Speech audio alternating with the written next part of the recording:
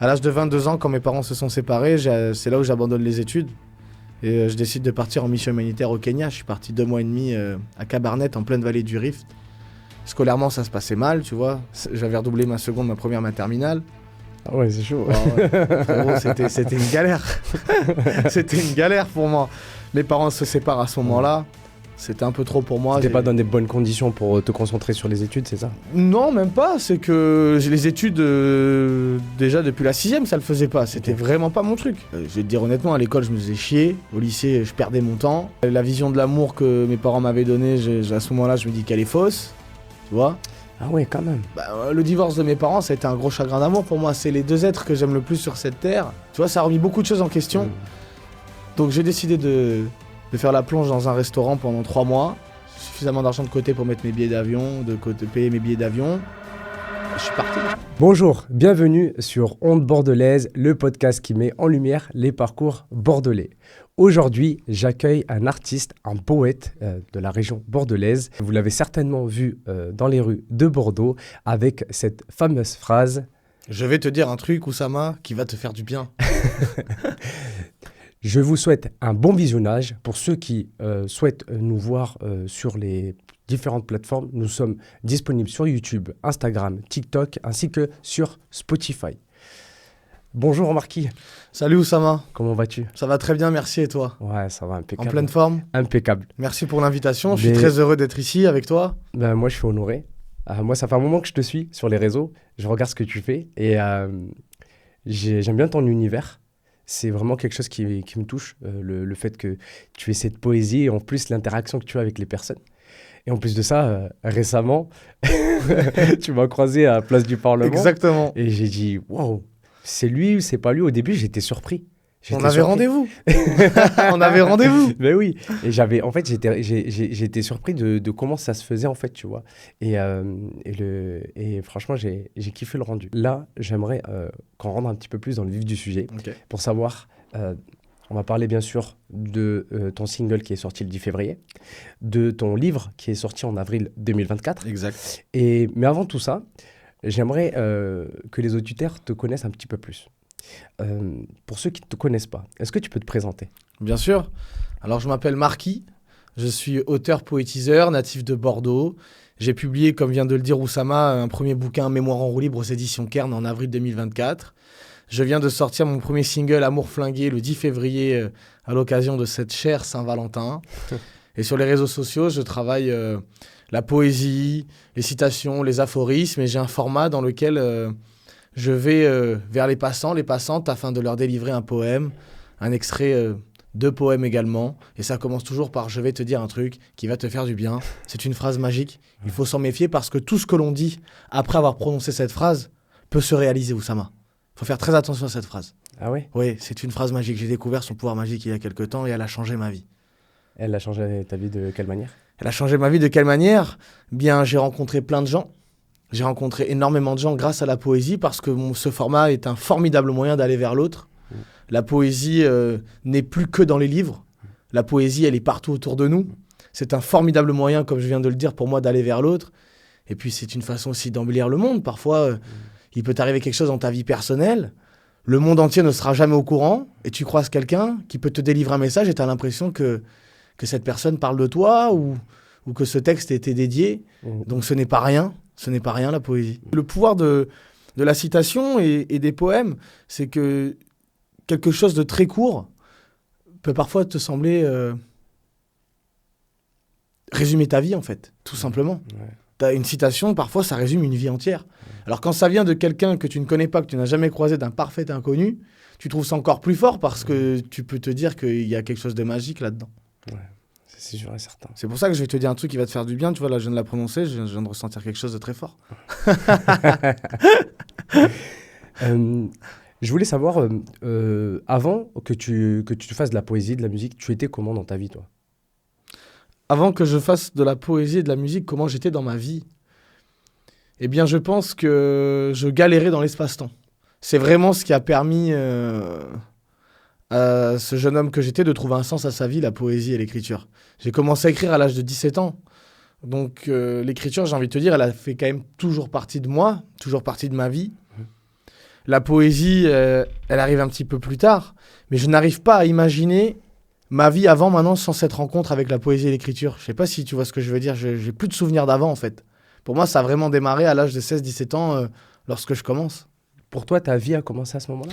Pas forcément ma vie, parce que j'ai eu une vie de petit garçon géniale, tu vois, j'ai reçu plein d'amour de mes parents, ma vie a toujours été superbe, même dans les moments compliqués, j'ai toujours continué de sublimer ma vie.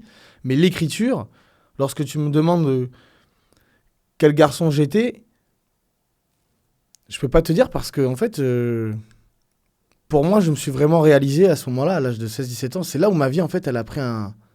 Il s'est passé quelque chose. Mais rien n'a vraiment changé à ce moment-là. Mais en moi, il s'est passé quelque chose. C'est à ce moment-là que ta vie a eu du sens, on va dire, c'est ça? Ouais, ou du moins que je me suis mis en chemin pour trouver un sens, ouais. Ouais. Mais ça a duré longtemps avant de réaliser ce que je voulais vraiment faire parce que j'ai juste commencé à écrire. Mais en moi, ça a dénoué quelque chose qui fait que j'ai continué. Et d'ailleurs, la preuve, je suis là à 30 ans aujourd'hui. Je suis avec toi dans ce super studio pour parler de ce parcours. Ça, c'est sûr, ça a débloqué plein de choses derrière. Ah bah oui, complètement, parce que l'écriture, pour moi, dans un premier temps, ça a été quelque chose de thérapeutique. J'ai commencé à écrire parce que je m'étais séparé de mon premier amour de jeunesse et je ne pouvais plus écrire à cette fille. Du coup, je lui écrivais des lettres. Les lettres, je ne les ai jamais envoyées. J'écrivais une lettre par jour. Et au fur et à mesure que j'écrivais les lettres, je me suis rendu compte que ce qui me faisait du bien, c'était de les écrire. Et qu'elle les lise, ça m'importait peu. Et les lettres, elles sont encore dans un des tiroirs. Ah ouais. Ouais, je les ai gardées. Donc pour moi, l'écriture, ça a changé beaucoup de choses. C'est devenu un moyen de dire ce que j'avais sur le cœur. Ça a été un moyen d'expier un peu tout ce que j'avais en moi. Et puis après, j'ai commencé à me prendre au goût, au style. Puis là, je découvre la poésie, je découvre des auteurs comme Prévert, Rimbaud, Verlaine, Apollinaire, Lamartine, Prévert, et ainsi de suite. Jusqu'après, on peut partir dans le rap et dans le slam. Et c'est là où après, je suis tombé dans les livres. D'accord. Et là, ça ouvre plein de perspectives et ça m'a permis de vivre 1000 vies en une. C'est ça la générosité de la littérature, c'est qu'on n'a qu'une vie. Eh bien, avec la littérature, tu peux en vivre 1001. Est-ce que c'est cette expérience-là que tu as eue avec ton ex-compagne, enfin ton ex-copine, Ouais. t'a changé la vision de l'amour? Totalement. Je pense que chaque chagrin d'amour, donc pas seulement avec mon ex-copine, mais avec les 3 autres qui ont précédé, que j'ai beaucoup aimé. Je pense qu'à chaque chagrin d'amour, c'est une façon de pouvoir retravailler sa façon d'aimer et d'approcher l'amour et d'aller vers l'autre. Dans le chagrin, finalement, se construit beaucoup de choses. Plus que dans la facilité même. Et donc, à chaque fois qu'on traverse un chagrin d'amour, il faut tenter de, quelque part, j'ai envie de dire, d'en faire quelque chose. Tout ce qui nous arrive de compliqué, les moments de galère, les chagrins d'amour en font partie.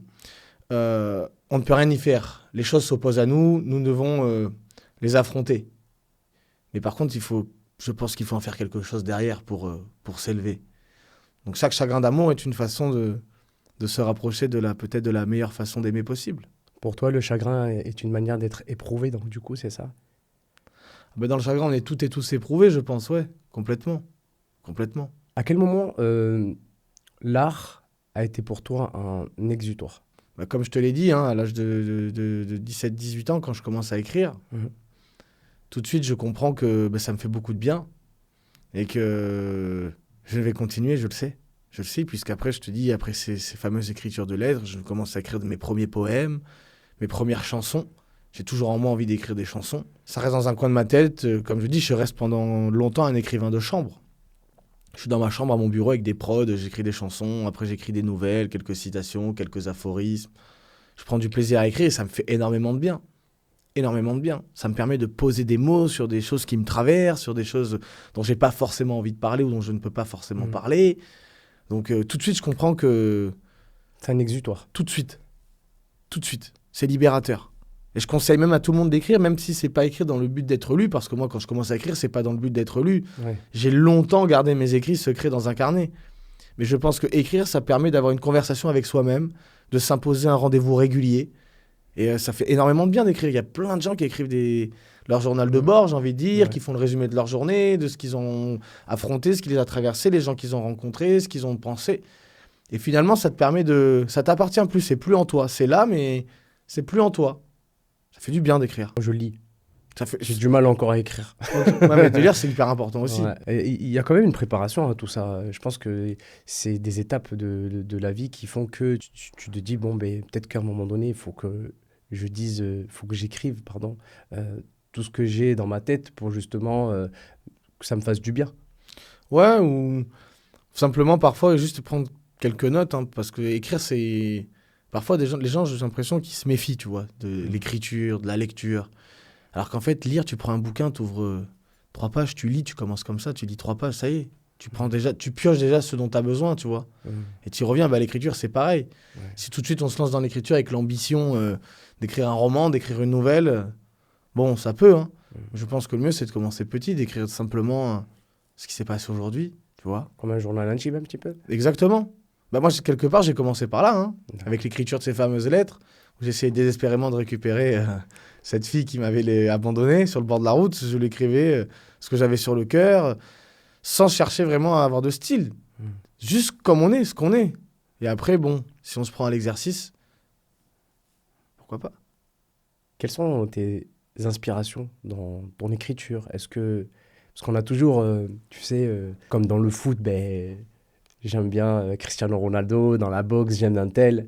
Quelles ont été tes inspirations, toi, dans l'écriture, dans la musique? Dans la musique, Oxmo Puccino, Très fort, incroyable. Incroyable. très très fort. Oxmo Puccino, c'est pour moi une des plus belles plumes du rap français. Chaque texte est incroyable. Oxmo, moi, c'est un artiste que j'ai écouté depuis tout jeune. Il a répondu à beaucoup d'interrogations et a soulevé beaucoup d'interrogations chez moi. C'est un artiste que je peux remercier parce qu'il m'a aidé à me construire dans mes années d'adolescent. C'est un artiste très important, Oxmo Puccino. Très important pour moi. Je recommande fort, fort.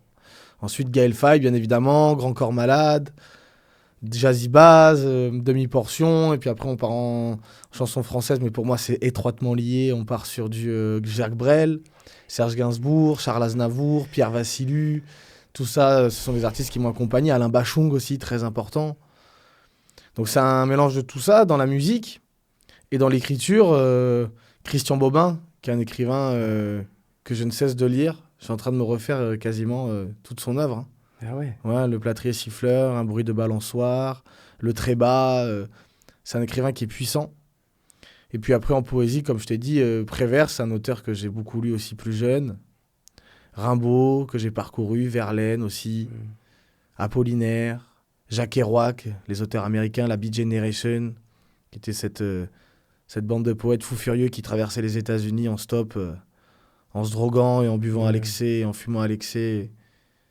La vie sur la route, la vie de bohème, j'ai adoré. Je le considère aussi comme un poète, Sylvain Tesson, qui est un écrivain aventurier voyageur que j'aime beaucoup, qui est un écrivain que je refuse de lire chez moi, dans mon lit, tranquillement installé, parce qu'il me donne tout de suite envie de partir faire le tour du monde, de tout plaquer. Faut s'en méfier. Mais voilà, c'est mes aspirations dans la musique et l'écriture. Et plein d'autres encore, mais on pourrait y passer tout l'instant où on est ensemble. Ah, c'est sûr. L'écriture et la lecture, ça a été quelque chose d'inné chez toi? Ça a toujours été? Ou est-ce qu'il y a eu un déclic? Non, ça n'a pas été inné. Le déclic, l'écriture, je te dis, ça commence avec cette fameuse rupture amoureuse lorsque j'ai 17 ans, où je me commence à écrire des lettres. C'est là où, pour la première fois de ma vie, je m'empare d'un stylo et d'une feuille et je commence à écrire, entre guillemets. Et la musique, ou la littérature, non, tu me parlais de littérature. Ouais, littérature. Et la littérature, j'y Et suis la venu en musique suivant, aussi. en fait. Ouais. En suivant. En suivant. J'ai jamais lu un livre qu'on m'a imposé à l'école, Ok. parce que je m'y retrouvais pas. Vraiment, je m'y retrouvais absolument pas. Bon, déjà, l'école, ça a été très compliqué pour moi. C'était pas mon truc.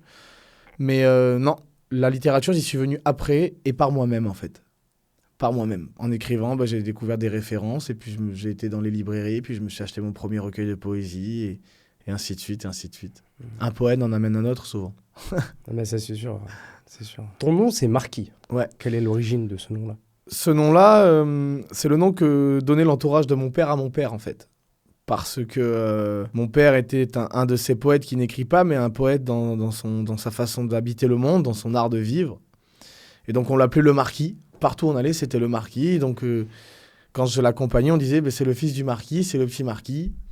Et mon père est quand même un élément clé dans mon parcours. Parce que c'est avec lui que je découvre qu'il y a une vie dans la vie. Par par la vie qui me fait mener, par les raisonnements qui me fait avoir. Et puis, c'est lui qui me fait écouter Brel, Ferré, Aznavour, etc. dans un premier temps. Chaque trajet en voiture avec mon père, t'écoutes Brel, Aznavour. On écoute également un artiste que j'aime énormément. Ah, j'ai un trou de mémoire. Je l'aime énormément. Nougaro, c'est incroyable. Et à chaque fois, je devais débriefer sur ce que j'en avais retenu, sur ce que j'avais compris.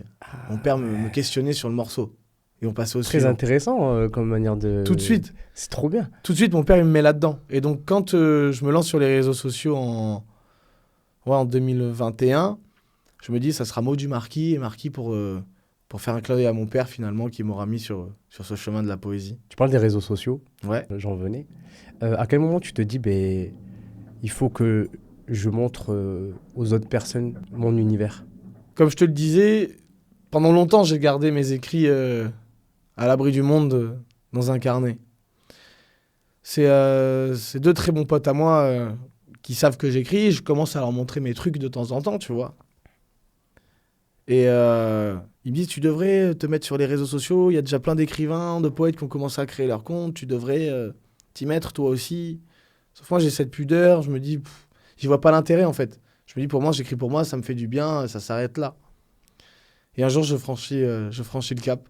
Je me dis, bon, allez, pourquoi pas. Donc, je crée ce compte Maudit Marquis. Et je commence à publier mes premiers textes, très courts, hein, citations, aphorismes, vraiment très courts. Puis je vois que ça parle à certaines, et que je commence à avoir une petite audience qui se crée au fil du temps. Donc, ça a démarré comme ça.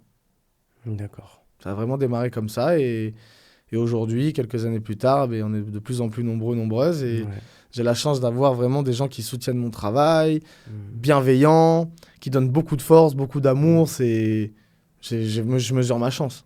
Et je regrette pas de m'être lancé sur les réseaux sociaux. Mais pas du tout. Moi, je fais partie de ta communauté aussi qui te suit. Certes, on te le rend, mais sache que tu nous fais du bien aussi. À chaque fois, on a ce petit quart d'heure de la journée en se disant, vas-y, je vais aller regarder son compte, peut-être qu'il va sortir une nouvelle phrase aujourd'hui. Et du coup, en fait, c'est un petit rendez-vous que tu nous donnes aussi. Ouais, c'est devenu une aventure collective. Ouais. Moi, je dis en ce qui me concerne, hein, l'écriture, pour moi, c'est devenu une aventure collective. Depuis que je suis arrivé sur les réseaux sociaux. Avant, j'écrivais pour moi. Aujourd'hui, j'écris toujours pour moi, mais avec les autres. C'est un échange. T'es dans le partage. De ouf. Mais de toute façon, les réseaux sociaux, c'est ça. Enfin, moi, c'est comme ça que je les considère. Je considère que c'est un outil pour partager son savoir-faire, son savoir-être, réunir les gens, essayer après d'avoir des rendez-vous réguliers avec eux. C'est ce que j'ai fait, moi, avec la poésie, avec ces projets que je suis en train de mener, dont on va sûrement parler tout à l'heure. Mais voilà, moi, la poésie, je la considère comme ça, et les réseaux sociaux aussi. J'ai réussi à mélanger la poésie et les réseaux sociaux, et j'ai été à la rencontre de gens formidables. Et aujourd'hui, j'ai la chance de recevoir plein d'amour. Il faut savoir que je suis présentateur, je parle de toi, mais émotionnellement, je suis avec toi. Donc en fait, c'est trop bizarre. Mais à chaque fois que j'ai un invité, j'essaie de m'imaginer sa vie lors du podcast. Tu vois, là, tu connectes pleinement. J'essaye pas, c'est que c'est naturel. C'est qu'en fait, le podcast en lui-même, Ondes Bordelaises, est fait pour ça. Pour que les auditeurs puissent connaître ton histoire, puissent s'approprier ton histoire. Et moi, je sais pas, parce qu'en fait, déjà, avant de contacter les personnes ou qu'elles me contactent, je les connais, je les suis, je les regarde, je connais leur histoire. Et en fait, je fais que lire, on va dire des articles ou des petites interviews, tu sais, des shorts et tout. Et le fait d'être là en face de moi, et en fait, c'est décuplé, c'est x2, même x10. Ouais, je comprends. Tu vois, donc c'est pour ça que des fois j'ai ces petits blancs là, c'est que en fait je me dis ouais, quand même, c'est énorme tout ça, tu vois. En avril 2024, tu sors un livre, Mémoire en roue libre. Est-ce que tu peux nous parler de ce livre-là? Bien sûr. Alors ce livre, c'est mon premier livre pour commencer. Ouais. Mémoire en roue libre. On revient encore au chagrin d'amour, Oussama, j'ai envie de te dire. Ma vie est rythmée par les chagrins d'amour. En 2021, je me sépare d'une copine, d'une fille que j'ai énormément aimée. Je le vis très mal et j'ai une théorie, je crois qu'on ne peut pas guérir dans les endroits où on tombe malade. Je crois que dans les moments compliqués de notre existence, il faut se remettre en route, il faut partir s'émerveiller, il faut partir ailleurs. Géographiquement, il faut s'éloigner de la zone d'impact. Je suis en train de chercher des billets de train, des billets d'avion pour réussir à partir. Et je reçois le coup de fil d'un ami que j'avais rencontré lors d'une traversée de l'Espagne à vélo 2 ans plus tôt, qui me dit, Marquis, je suis en train de me lancer dans un voyage un peu fou, je vais rallier Perpignan à Biarritz pour la Fondation Recherche Alzheimer, j'ai envie de faire ce voyage pour rendre hommage à mon grand-père décédé des suites de cette maladie, est-ce que t'en es ou pas? Je lui dis, c'est quand? Il me dit, dans 15 jours. Je lui dis, j'en suis. Tu peux pas t'imaginer, frérot, c'est le plus beau cadeau que tu es en train de me faire. Je suis en train de regarder pour partir, je t'expliquerai plus tard. Et voilà comment je me retrouve à traverser les Pyrénées à vélo avec une bande d'inconnus. Parce qu'il avait réuni que des gens qu'il a rencontrés sur la route. J'ai tenu un carnet de bord comme j'ai toujours fait durant mes voyages. Et en rentrant, on a fait la remise du chèque à la Fondation Recherche Alzheimer. Et je propose au président fondateur Olivier de la Doucette de rédiger la préface du bouquin. Il accepte. Moi, à ce moment-là, ça fait quand même pas mal de temps que j'écris. Sur les réseaux sociaux, j'ai lancé. Je me dis, ça serait bien que je me lance dans l'écriture d'un bouquin. Et tout naturellement, Mémoire en roue libre est apparu. À chaque fois, c'est des projets que j'ai pas décidé, comme ce single dont on va parler. C'est la vie qui me propose des choses et je fais avec ce que la vie me propose. Ouais. Et je suis très fier de ce bouquin. Il est sorti en avril 2024. C'était une super aventure littéraire, une très belle aventure humaine. J'ai pu rencontrer plein de gens. Et on en parle encore aujourd'hui. Donc, je suis content. Et puis, ça a été le début de cette aventure, en fait. De tout ce parcours artistique, ça commence par là. Donc, je suis très attaché à Mémoire en roue libre. Qu'est-ce qu'on apprend sur toi dans les grandes lignes, pour pas spoiler? Je sais pas si on en apprend sur moi dans ce livre. En tout cas, moi, tout ce que je peux dire de ce livre, c'est que je pense que rien n'est grave, que tout passe, que le bonheur comme le malheur, ça dure jamais longtemps, qu'il est important de s'émerveiller, qu'il est important de transformer ce qui nous arrive de compliqué en quelque chose de positif, qu'il y a toujours une leçon à tirer des choses. Voilà, tout simplement. Mémoire en roue libre, après, c'est qu'il faut accepter de partir, que fuir n'est pas un comportement de lâche, contrairement à ce que beaucoup pensent. Que fuir, ça demande beaucoup de courage. D'intelligence. Exactement. D'humilité aussi. Et voilà, et parfois de ne pas insister sur les choses, d'accepter les choses telles qu'elles sont et de prendre du recul. La mise en retrait n'est pas une défaite, bien au contraire. Ouais. Bien au contraire. Moi, ça m'a fait beaucoup de bien de partir. C'est ce que j'ai toujours fait, hein, à l'âge de 22 ans, quand mes parents se sont séparés, c'est là où j'abandonne les études. Et je décide de partir en mission humanitaire au Kenya. Je suis parti 2 mois et demi à Kabarnet, en pleine vallée du Rift. Scolairement, ça se passait mal, tu vois. J'avais redoublé ma première, ma terminale. Ah ouais, c'est chaud. Oh ouais. Frérot, c'était une galère. C'était une galère pour moi. Mes parents se séparent à ce moment-là. C'était un peu trop pour moi. T'étais pas dans des bonnes conditions pour te concentrer sur les études, c'est ça? Non, même pas. C'est que les études, déjà depuis la 6e, ça le faisait pas. C'était vraiment pas mon truc. En CE1, il m'avait déjà fait redoubler aussi, tu vois. Ouais. Je sais même pas pourquoi. Mais les études, c'était pas mon truc. Ensuite, mes parents se séparent. Et là, c'était trop pour moi. Je vais te dire honnêtement, à l'école, je me faisais chier. Au lycée, je perdais mon temps. La vision de l'amour que mes parents m'avaient donnée, à ce moment-là, je me dis qu'elle est fausse, tu vois. Ah ouais, quand même. Le divorce de mes parents, ça a été un gros chagrin d'amour pour moi. C'est les 2 êtres que j'aime le plus sur cette terre se séparent. Ça veut dire que l'amour, tu vois, ça a remis beaucoup de choses en question. Donc j'ai décidé de faire la plonge dans un restaurant pendant 3 mois. Suffisamment d'argent de côté pour mettre mes billets d'avion, payer mes billets d'avion. Et je suis parti. À chaque fois, c'est ce que j'ai fait dans ma vie. Et ce voyage au Kenya, comment il se passe? C'est incroyable. C'est un des plus beaux voyages de ma vie. C'est mon premier voyage en dehors de l'Europe seul. Et ça a été une expérience très enrichissante. J'ai beaucoup écrit. Et puis j'ai réparé l'enfant qui est en moi à ce moment-là, qui est abîmé. Je l'ai réparé dans cet orphelinat avec tous ces enfants qu'il y avait autour de moi. Ce voyage, il est encore en moi, tu vois. Je sais qu'il infuse encore aujourd'hui. Je ne serais pas le même garçon si je n'avais pas fait ce voyage. Ça a été une expérience très forte. Et j'y pense souvent. En fait, ça se raconte même pas, je crois que ça se vit, en fait. C'est des gens de là-bas, peut-être, qui t'ont... Les gens de là-bas, bien sûr. C'est des gens accueillants, des gens qui ont peu, mais qui donnent beaucoup. Tu reçois beaucoup d'amour. Puis tu es quand même avec des enfants. Les enfants, c'est quand même les plus grands poètes de ce monde, tu vois. Je m'occupais de certains enfants que j'amenais à l'école. C'est moi qui les faisais manger. C'est moi qui m'occupais ensuite d'animer des ateliers. Tu vois, tu as un rapport fort avec les enfants. Ces enfants, ils donnent beaucoup d'amour. C'est innocent. Ouais, Et en fait, il n'y a pas de triche, ça triche pas. exactement. Exactement. Et puis simplement, le fait d'être parti m'a fait beaucoup de bien à ce moment-là aussi. Et je repartirai sans doute plein de fois dans ma vie parce que j'espère qu'il va encore m'arriver plein de choses.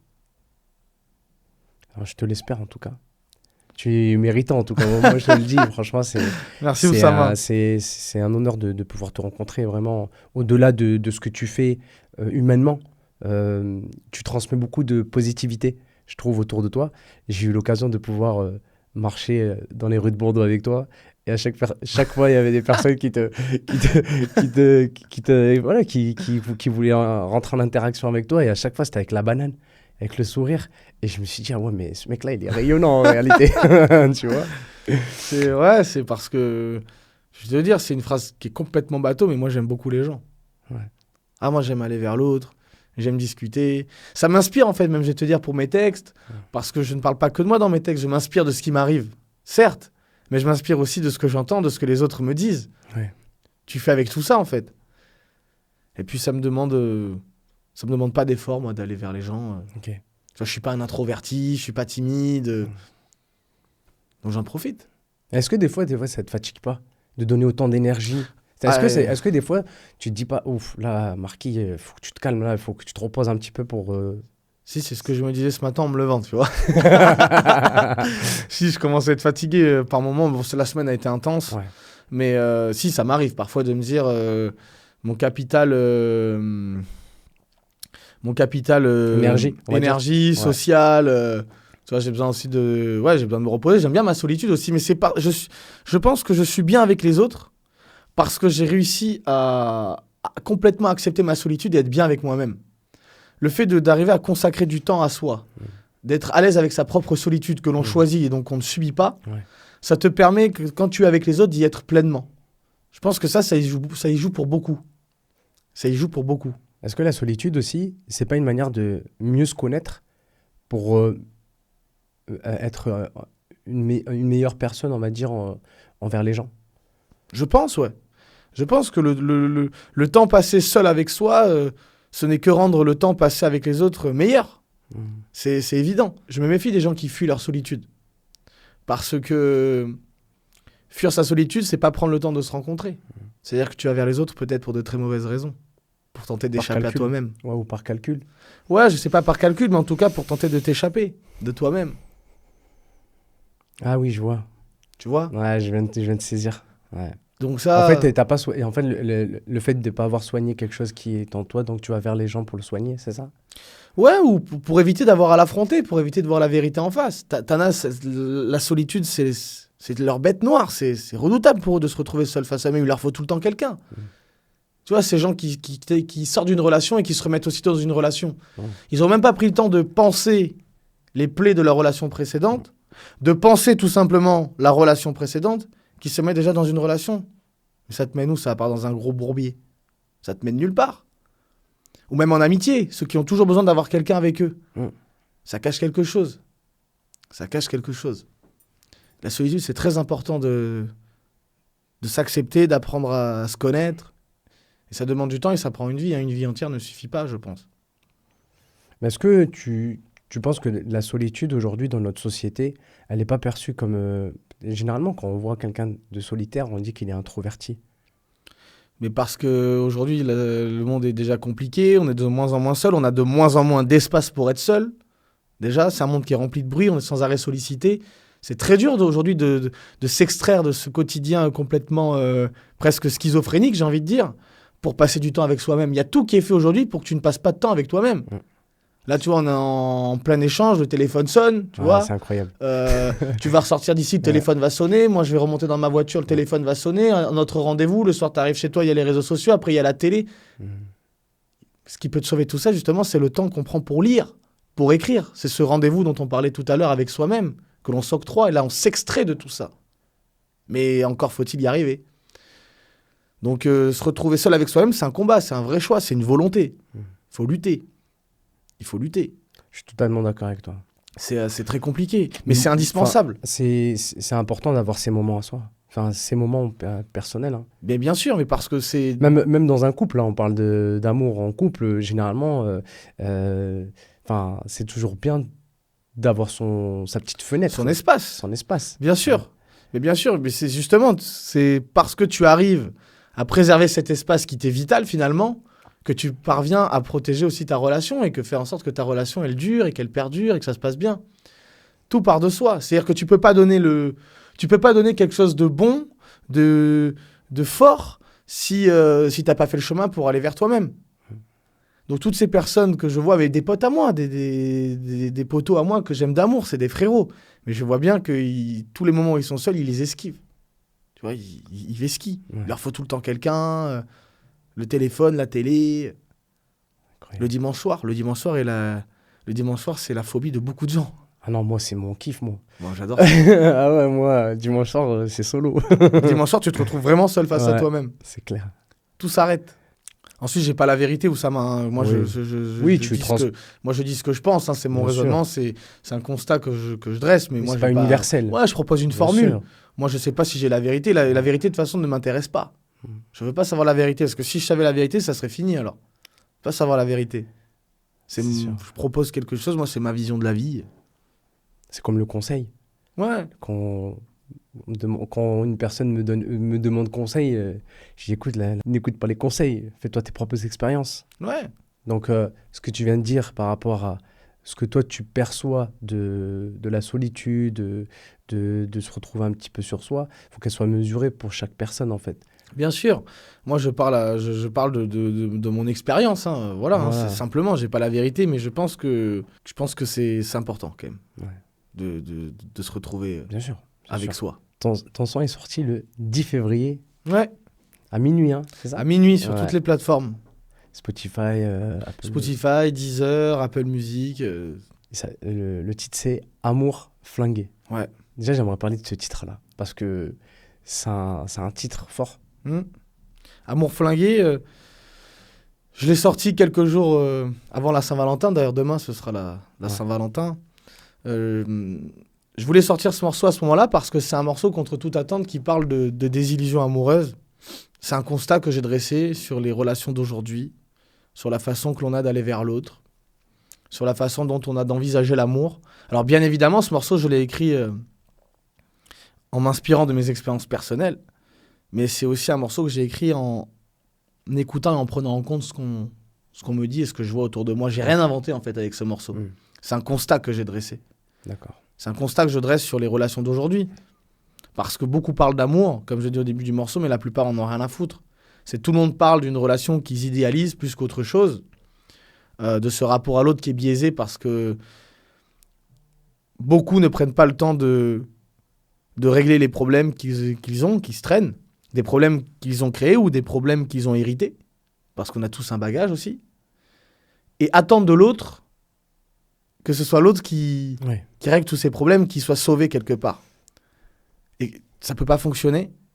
Et qui empathie, c'est justement cet amour dont tout le monde parle, que tout le monde idéalise, ces relations passionnelles dans lesquelles on se jette à cœur perdu, qui sont juste des incendies de quelques instants. Ça s'éteint aussi vite que ça s'est allumé, parce que c'est le tout de suite. C'est une époque aujourd'hui où l'amour, ça a toujours été compliqué. Je sais pas comment ça s'est passé avant. Je pourrais pas dire que c'était mieux avant. Mais en tout cas, moi, je vois aujourd'hui, du haut de mes 30 ans, que les relations amoureuses, aujourd'hui, c'est loin d'être simple. C'est loin d'être simple. Mais Amour flingué, c'est un morceau désespérant, mais rempli d'espoir. C'est un morceau pour tous les romantiques égarés de notre époque.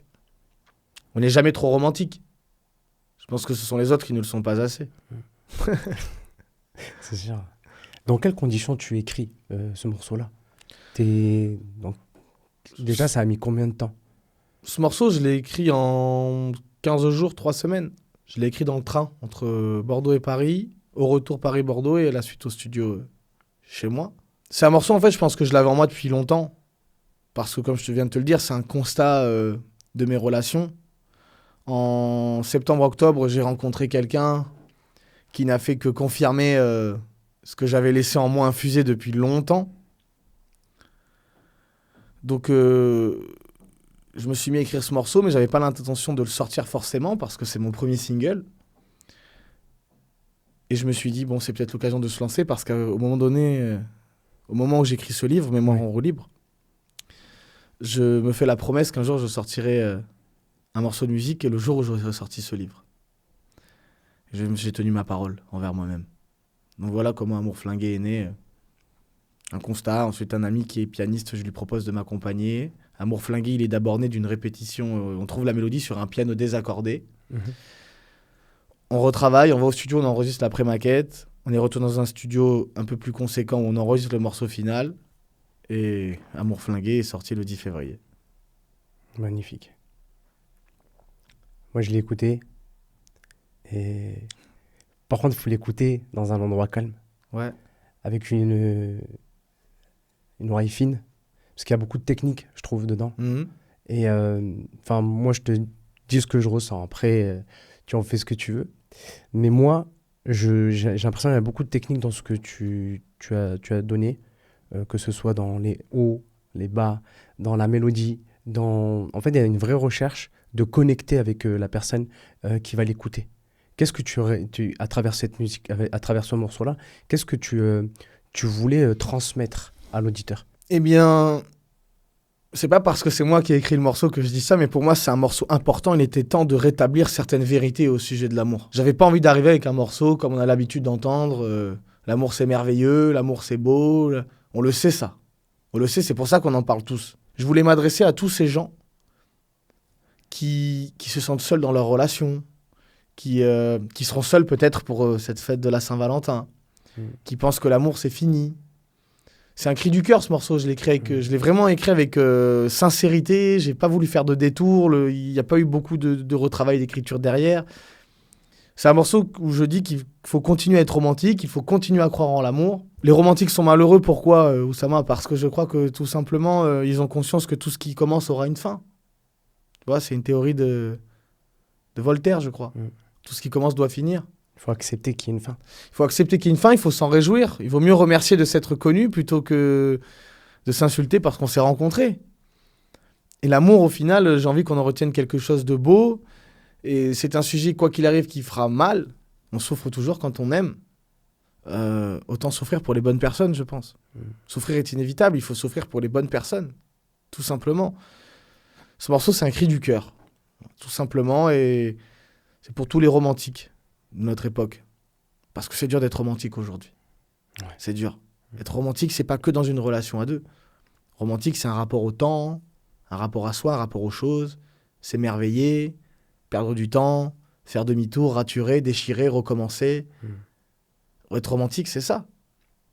Aujourd'hui, tout va vite. Il faut tout de suite que dès qu'on rencontre quelqu'un, la relation elle soit presque déjà livrée. Bon de livraison, les qualités, les défauts. On veut une relation déjà finie. Les fameux red flags. Voilà, on veut une relation déjà finie. Au moindre problème, les gens... je parle pas pour tout le monde, mais la plupart ne prennent plus trop le temps de régler les problèmes. Parce que ça, c'est magnifique, parce qu'aujourd'hui, j'ai l'impression que tout le monde a pris conscience de la chance qu'on a d'être sur Terre, de faire partie de cette vie. Mais on a tellement mesuré cette chance qu'aujourd'hui, on se prend même plus la tête avec notre compagnon ou celle ou celui qui partage notre vie.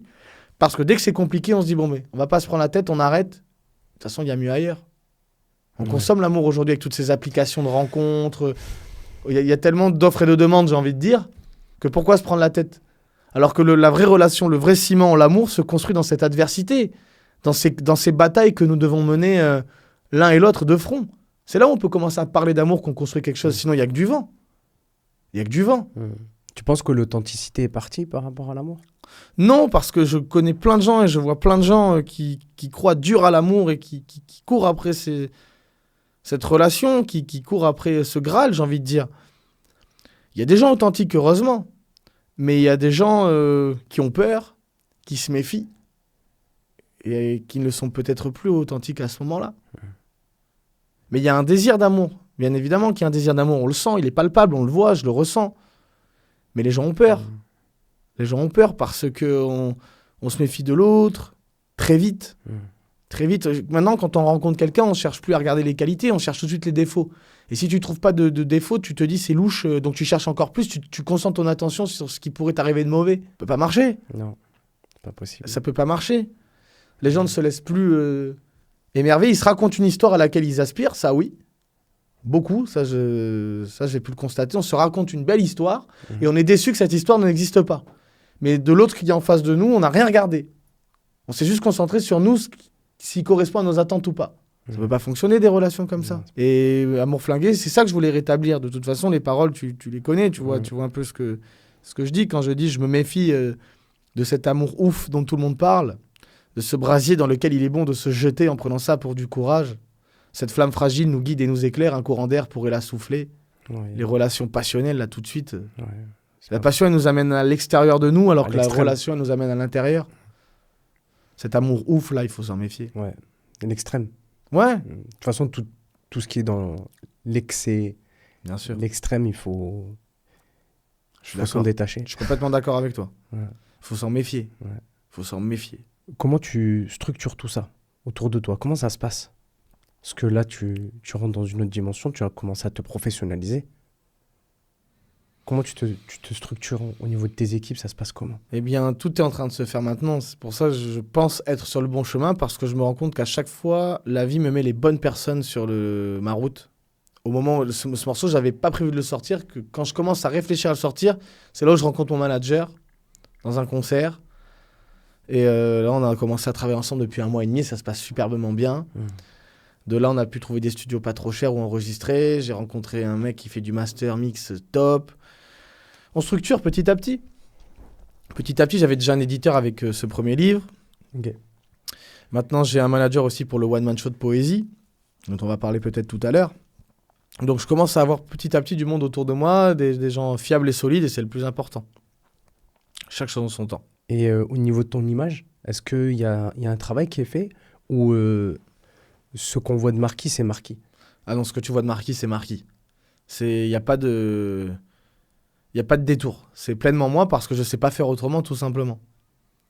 Ce qu'on voit sur les réseaux et le personnage qu'on peut croiser dans la vie de tous les jours, c'est vraiment moi. Moi, j'écris avec ce que la vie me donne, justement. Je veux écrire trop plus près de la vie. T'es un artiste. En fait, c'est ça, la différence. C'est que t'es pas dans la promotion, dans la communication forte. T'es dans le partage, t'es dans la transmission. Totalement. Bon, la promotion, quand même, je vais pousser au maximum mes projets. Je suis obligé c'est parce normal. que j'aspire à en faire mon métier, etc. Mais si tu veux, j'ai pas inventé un personnage, j'ai pas inventé une posture. C'est moi, en fait. C'est pleinement moi et je suis tellement heureux de vivre cette vie et tellement heureux dans ce que je fais. Je prends tellement de plaisir que c'est moi. C'est moi. Et je pense que les gens t'écoutent, te lisent et te suivent sur les réseaux pour ça. Parce qu'ils voient ton authenticité. Ouais, sûrement, j'imagine. Mais je n'arriverai pas à concevoir quel est l'intérêt de se mettre dans la peau d'un autre, en fait. Pourquoi faire? Pour donner quoi? Faut être soi, on n'a pas le temps d'être les autres. De toute façon, toutes les places sont déjà prises. Ouais, faut être soi-même. Tu sais que le média est en lien avec la ville de Bordeaux. Quel lien tu as avec cette ville-là? Bordeaux, ma belle endormie. Ma ville au bord de l'eau. Bordeaux, j'y suis attaché de ouf. C'est là où j'ai grandi, c'est là où je suis né. J'ai grandi au quartier Saint-Jean-Belsier. Près de la gare. Voilà, exactement. Bordeaux, c'est là où j'ai fait mes premières armes, hein, quoi. C'est cette ville, j'y suis très attaché à cette ville. Et c'est une ville qui m'a toujours soutenu sur mes projets. Quand j'ai sorti ce premier bouquin, tout de suite, médiatiquement, j'ai été super bien relayé. Le projet a été super bien accueilli. Les libraires... D'ailleurs, j'ai une pensée pour La Machine à lire, Le Pavé dans la Marge, Mola. Ils ont vraiment relayé, ils ont vraiment fait le boulot. Donc j'ai de la chance, c'est ce qui a permis qu'après j'aille sur Paris. Mais Bordeaux, j'y reviendrai toujours. D'ailleurs, je partage mon temps entre Bordeaux et Paris. Je vis à Paris, je vis à Bordeaux, je vis dans le train. 2 heures de train. Bordeaux, j'y suis très attaché à cette ville. Je la kiffe. Est-ce qu'elle a influencé justement ton évolution artistique et professionnelle? Je ne sais pas si on peut dire la ville de Bordeaux m'a inspiré dans mon parcours artistique. Parce que mon parcours artistique, je crois que c'est la vie qui me l'a inspiré au quotidien. Et dans des choses très simples. Donc Bordeaux, sûrement que oui. Paris, partout où je passe, en fait, je me sers. Mais dans mon travail, oui, Bordeaux a été mon premier gros soutien. Ça je peux te le certifier. Ça a été mon premier gros soutien. il y a un moment donné, en étant off, tu m'avais dit, ouais, moi, quand je me suis lancé à faire de la musique, de la poésie, ma mère, elle avait peur. Bien oui, parce que le rôle d'une maman, je crois que c'est d'être inquiète. Je crois que c'est d'être sûr. inquiète. Comment ça se passe à ce moment-là quand tu lui dis, bah, écoute, je vais prendre cette voie-là, Bah, ta elle, mère. elle me dit, mais qu'est-ce qui va pas chez toi, tu vois, elle comprend pas. Parce que autant j'ai eu un père un peu fantasque qui vivait une vie dans la vie, que j'ai eu une maman qui a travaillé toute sa vie dans la même boîte, avec les mêmes gens. Donc c'est une carriériste, tu vois. Carriériste, ouais. Et ça, je critique pas du tout. Ma mère, en plus de m'avoir donné la vie, elle m'a nourri, elle m'a éduqué, enfin, tu vois, et puis elle m'a donné tellement d'amour que j'ai une maman incroyable. Mais quand à l'école, elle voit que je vois qu'à l'école, elle voit que ça cloche, ça commence à l'inquiéter déjà. Ça commence à l'inquiéter. Après, quand elle me voit faire la plonge dans un restaurant et partir au Kenya à l'âge de 22 ans, elle me dit, elle comprend pas. Elle me dit, Qu'est-ce que tu fais fais mon fils, mais quand tu vas revenir, ça ira mieux. Tu vas prendre tes études. Et puis après, quand je me lance dans l'écriture de ce livre, elle voit un peu cette vie, elle comprend pas trop. Tu vois, elle me dit, ça s'inquiète. Elle me dit, mais où tu vas ça te rapporte pas d'argent. Faut que tu penses avoir une femme, des enfants. Et en fait, je sors complètement de ce qu'elle espérait pour moi. Complètement. Elle me dit souvent, bon là, elle me le dit plus, elle voit que ça, elle voit que ça y est, qu'il y a des résultats. qu'il y a des résultats, elle voit que je travaille, tu vois, elle voit que je suis rigoureux. Heureux aussi. Voilà, que je suis heureux. Elle s'inquiète toujours un peu. Tu vois, hier soir, j'ai dîné avec elle, elle me reposait quelques questions, tu vois. Donc, je la rassure. Et puis, de toute façon, ma mère, elle a plus de 60 ans aujourd'hui. C'est plus à moi de la rassurer qu'à elle de changer, je pense, tu vois. Il faut que je me mette à la hauteur de ma mère. Ma mère, elle est d'une autre époque, c'est pas son truc. Donc, je prends le temps de l'expliquer. Et... Même si je sais que quand je m'en vais, elle est quand même inquiète. Oui. Et je pense qu'elle le sera toute sa vie, en fait. C'est ce que je finis par me dire. Mais elle me dit souvent, qu'est-ce que j'ai raté avec toi ? Oui. Qu'est-ce que j'ai raté avec toi ? Pourquoi tu n'as pas choisi comme tout le monde ? Médecin, avocat, c'est ça. Médecin, avocat, même pas vétérinaire, commercial, ouais, je sais voilà, pas ce qu'elle aurait voulu que je sois. Mais c'est mon chemin, Oussama, je peux pas faire autrement. Mais oui. Je peux pas faire autrement. Même si c'est ma mère et que j'aime plus que tout, je ne peux pas faire plaisir à ma mère en renonçant à ma vie. Il faut que je fasse ce que j'ai à faire. Et souvent, je dis, tu verras un jour, maman, je te montrerai qu'on avait raison d'y croire. Parce que c'est un chemin qui est compliqué. Et ça te motive aussi autant dans ton quotidien, justement, de rendre fiers tes parents ? Bien sûr, c'est très important pour moi. C'est très, très important pour moi. Ouais. Rien que d'en parler, toi, ça m'émeut. C'est mes parents, c'est... J'ai réalisé que ma mère, elle allait bientôt avoir 70 ans. Ça m'a mis une claque. J'étais avec elle l'autre jour en voiture. Et elle me dit, tu sais, Pierre-Nicolas... Parce qu'elle ne m'appelle pas Marquis. Ouais. Elle me dit, tu sais, je pense souvent à toi, j'espère que tu vas y arriver parce que moi, je ne serai pas éternel. Je dis, arrête de me dire ça, maman. Tu vois, je veux pas... ça, donc elle a raison, c'est la vie. Et quand elle me sort ça, elle me met une claque. Ouais. Donc moi, je veux rendre mes parents fiers, ouais. Je veux leur redonner tout ça. Par mon travail, en m'éclatant dans mon travail. Ouais. De toute façon, si j'en suis là, Oussama, c'est parce que je ne sais pas faire autre chose. Hein. Mon plan A et mon plan B, j'ai envie de te dire. C'est jusqu'à mes 22, 23 ans, jusqu'à ce que je sorte ce livre, là, à l'âge de... J'en ai 30 aujourd'hui, j'avais 26 ans. Ouais, j'avais 26 ans. 27 ans, ouais, je sais plus. Je sais pas compter. Je cherchais un sens, tu vois. Souvent, je me suis dit, qu'est-ce que je vais devenir, où je vais aller. Tu vois, tu te les poses ces questions. Bien sûr. Tu vois, tu vois la vie passer, tu as l'impression d'être à côté. Et moi, c'est artistiquement où je me suis révélé, où je me suis dit, ma vie, ça sera ça. Parce que déjà, sur le chemin, j'ai rencontré des artistes. Et je me dis, on rencontre pas les gens par hasard. Tu vois, tu rencontres ce que tu es. Il n'y a pas de hasard, il n'y a que des belles rencontres. Exactement. Pour Éluard. Éluard disait, il n'y a pas de hasard, il n'y a que des rendez-vous. Des rendez-vous. Voilà, des rendez-vous. Et c'est pas pour rien. Donc, je me suis posé cette question. Je me suis dit, waouh, il faut... Et en fait, tout était déjà là, en fait. Tout était déjà... Il faut faire confiance. Et ton père, comment il voit la chose ? Mon père, il est à fond. Mon père, je sais qu'il me le dit pas, mais je sais qu'il se retrouve un peu en moi. Ah, tu vois, oui. Je sais qu'il retrouve... Mon père était camelot, moi. Sur les marchés, les foires expo. Donc, c'était, tu vois, avec des personnages, cette vie un peu de liberté. Donc, je sais que, ouais, mon père, il est à fond. Mon père, il y croit dur. Ma mère aussi, elle y croit. Mais ma mère, elle est plus inquiète que mon père. Il a plus été au-devant des choses dans sa vie. Il a pris plus de risques, tu vois. Mon père était camelot, il n'y avait pas d'entreprise. Donc, il comprend mieux mon schéma. Et en fait, ce qui inquiète ma mère, c'est qu'elle voit mon père en moi. On se voit tous les uns dans les autres. C'est incroyable.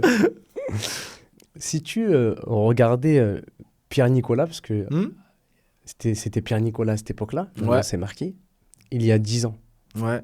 Qu'est-ce qui a changé en lui? Il y a 10 ans, donc j'avais 20 ans. Qu'est-ce qui a changé en lui? Non, je vais te dire, il a déjà trouvé un sens. Il a trouvé un sens, ça y est. Il s'est engagé dans quelque chose. Il a quitté la galère de l'espace-temps pour se lancer pleinement dans l'existence. Entreprendre. Je sais pas si j'ai plus confiance en moi aujourd'hui qu'avant. Je suis plus serein face à certaines choses, mais j'ai trouvé de nouvelles choses face auxquelles douter. J'ai peut-être juste en fait changé les problèmes, hein. C'est tout.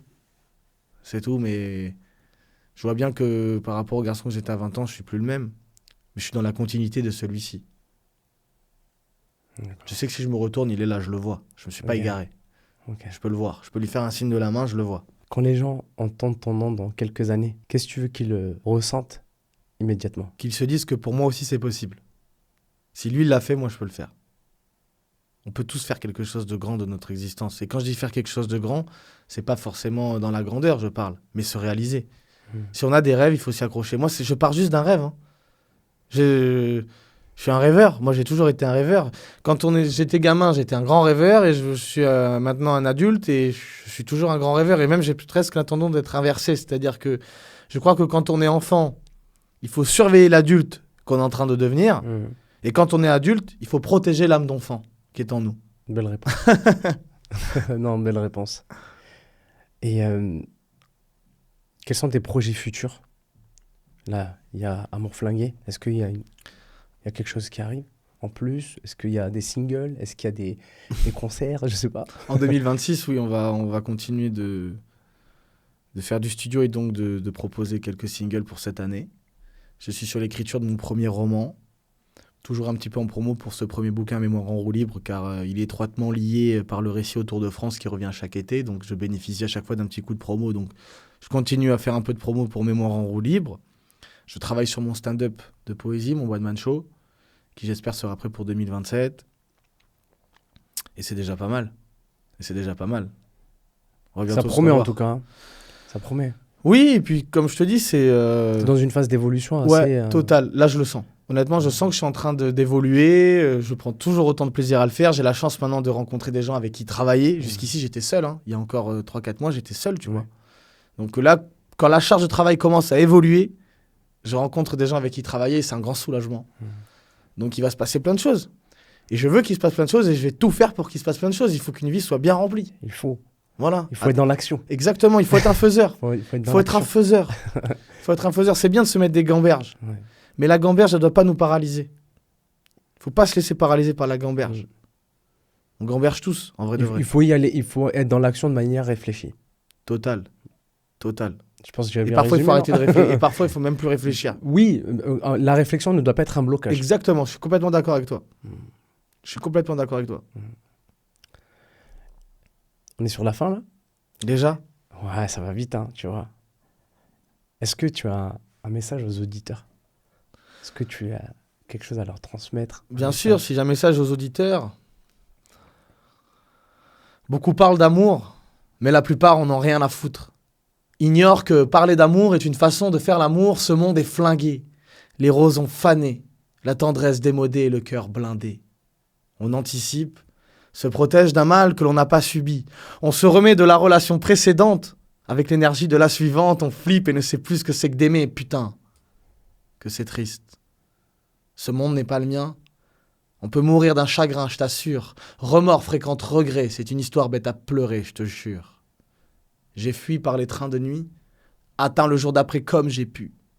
Tête contre vitre, le paysage défile. J'ai vu ses yeux dessiner son visage, je me suis refait l'histoire 100 fois, tiré des traits et fait des constats. Je crains n'être qu'un romantique égaré, mal rasé, aux cheveux ébouriffés par la vie. Merci. Merci pour tout ce love, toute cette bienveillance, pour toutes celles et ceux qui donnent la force. Et je n'ai qu'un mot à vous dire, croyez en vous. Vous devez réussir la vie, parce qu'au nom d'une vie, la vôtre. Merci. Merci à Marquis. toi, Oussama, pour cette Merci invitation. pour ce moment.